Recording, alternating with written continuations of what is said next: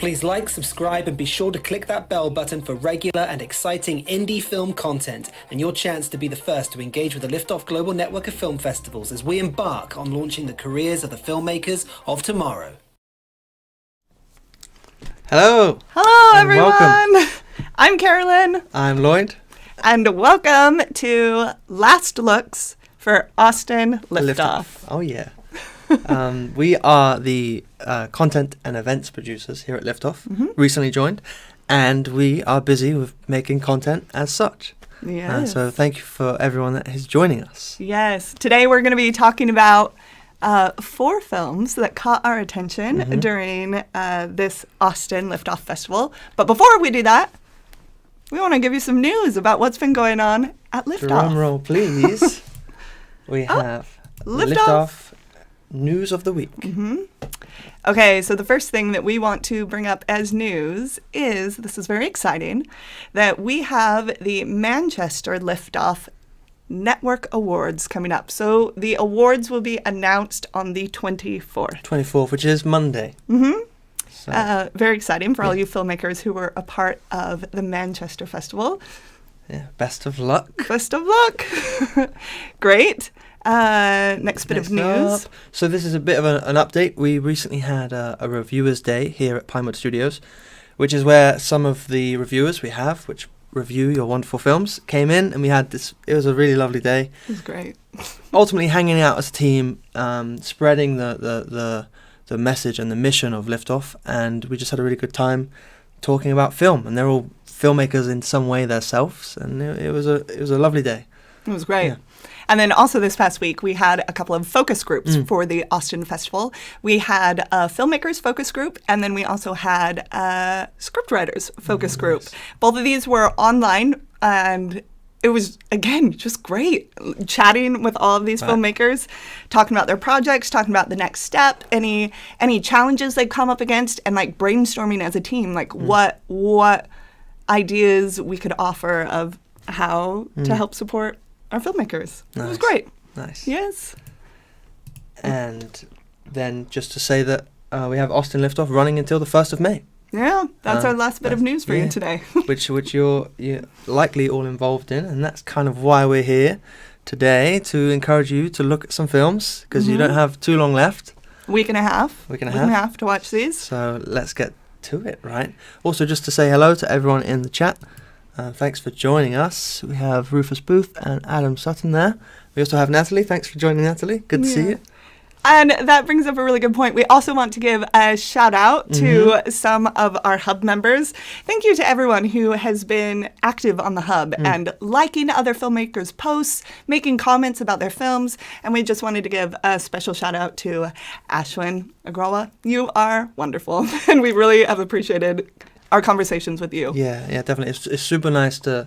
We've been chatting about his work and his journey through film festivals, and it's so nice to keep the engagement going and to keep the network supportive. So thanks a lot for chatting with us, and let's keep that going. Yeah. And then, before we dive into this Last Looks live stream, there's just one other thing we want to bring up, and that is, if you are coming up the end of your festival with Manchester, or in a few weeks you'll be coming up at the end of Austin, and you're like, what's next? What do I do next? How do I stay involved with Liftoff? What is next? Professional membership. That is what is next. Nice. So, professional membership, lots of you are already members on the Hub. Fantastic. If you have a desire to be a part of the professional network within the Hub, some of the perks that will give you is that you will then have power to vote within the network round. Very cool. Pretty awesome. Power to vote along with the judges. You also will have exclusive content that is coming to you on the Hub. We have some such content coming up later next week. And it is going to be a roundtable discussion with a couple of filmmakers who are a part of the Austin Festival this year, and one who's been part last year, talking about funding. Really cool. Super exciting stuff. Yeah. Super exciting. And that is not the last of it. It's a very, very long list. We won't tell you the whole list, but you also have submission fee waivers to like codes to the festivals, and you have access to watch films across all the festivals also. So that's a whole lot of films to be watching, and that's a real big network to be involved in. So there's a whole bunch of benefits So definitely jump in and come and join us on the hub as a professional member. It'll be lovely to see you. And if you're interested in that, and after we talk about these films, if you're interested in watching some of these films, links to both membership and also links to tickets for the festival are found in the description below the video. So check out down there. Okay, so the format for today, what this is that Lloyd and I have gone through the Austin Festival and we have picked 4 films that caught our attention. For whatever reason, they just intrigued us in some way, and we gave them a watch. Yes. And we had a really good time, and we're just going to chat about them, share a bit of info, going to tell you where you can find it, who made it, and good bits of info like that. And then maybe share a little bit of an anecdote from them or the blurb or the bio, and just kind of encourage you to go and watch. Take a look. Yeah. This is our last looks at the Austin Festival to encourage you in this week and a half you have left to go and watch some of these other films. Let's do it. Great. Shall we jump in? Let's jump in. So we have our first one, Unrivaled. This is a lovely feature documentary, and it is found in Features. And it is directed by Newman, Jetmundsen, and David Cruz. This is a lovely picture of them that you can see right there on your screen. Very beautiful. And I actually got confused. That in the middle is a dummy. It's not a real person. So we did a mock live stream earlier, and we fixed that mistake. So. Yeah. And it's from the United States, and it is an hour and 26 minutes long. And it is so beautiful. It's so insightful. We had a real nice time watching it. If you're a fan of American football, you just have to watch it. You don't have a choice. Please head over now. Yes. You know. So Unrivaled is a documentary following a college football team, American college football team from 1899, the Sewanee team, and their unrivaled season. This documentary is fantastic. If you are a fan of American football, you need to take a look at this. As the documentary was starting, it reminded me of Civil War. And this team in Sewanee is in the South.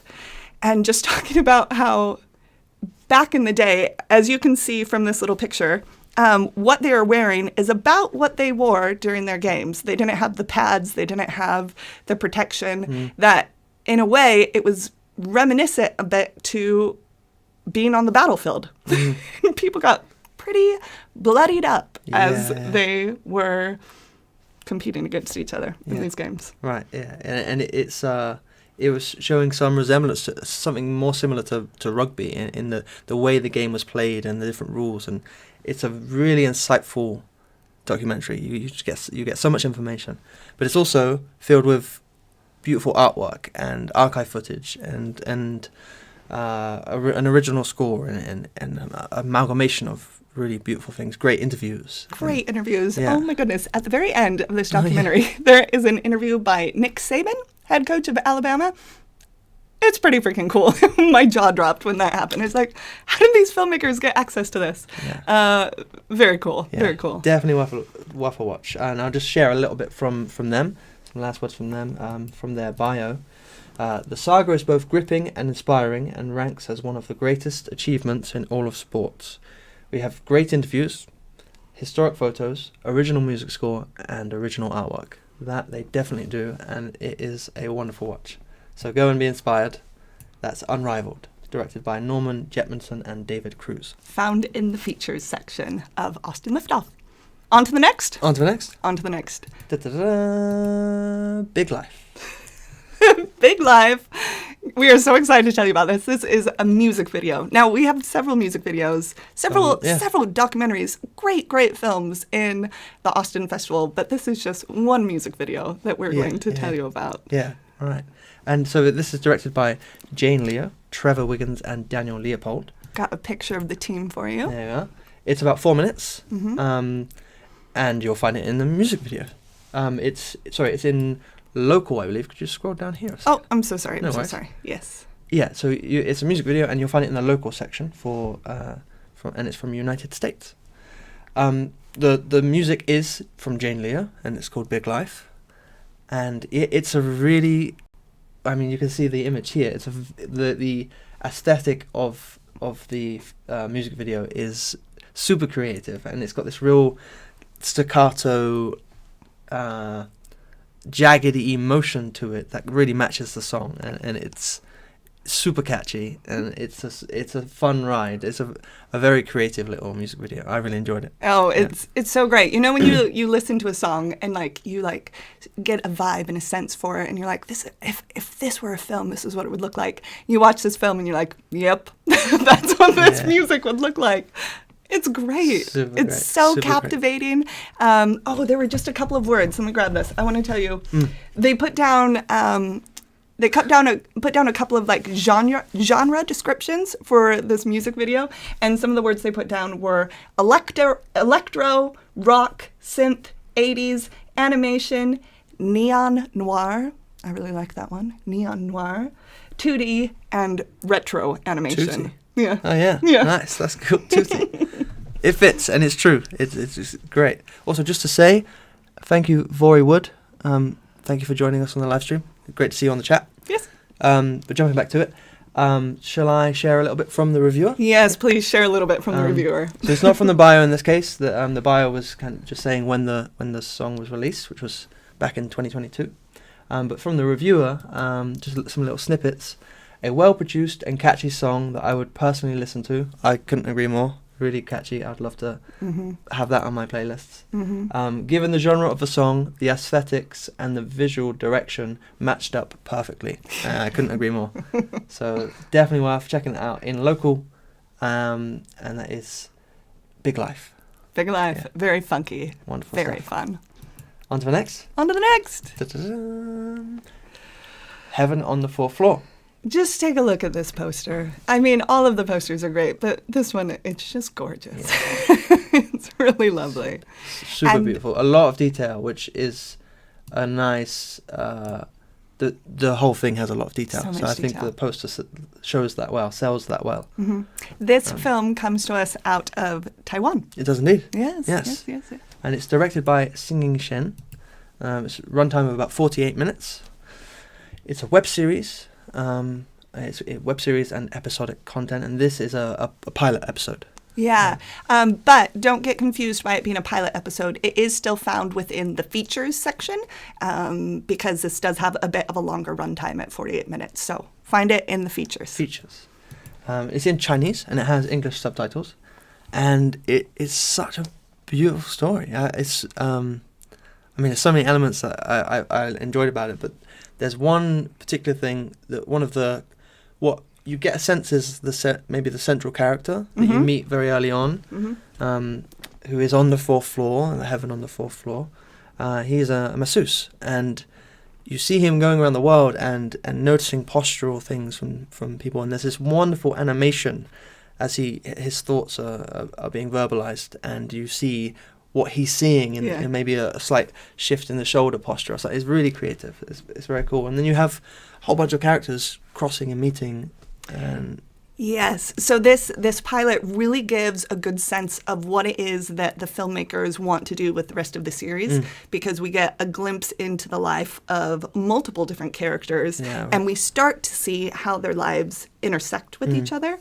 There's just one other thing I want to mention. Please go online and find this film and watch it. It has such a brilliant opening sequence that introduces us to what Heaven on the Fourth Floor is. Great music, great again, like styling and set dressing and shots. And there's this lovely little shot of a lizard who is aware of the sounds being made. It's a delightful opening. And a really nice little series intro. Yeah. Really beautifully shot. Again, showing body. It's really very beautiful. Definitely worth having a look. Shall I jump in and share that little anecdote? So this is from their bio. Heaven on the Fourth Floor is an anthology series centering the Oriental medicine, example, massaging, which integrates Eastern, Western, body, mind, social, and artistic elements. With the presentation of comfort and fantasy, the audience are led into dialogues between their body and soul.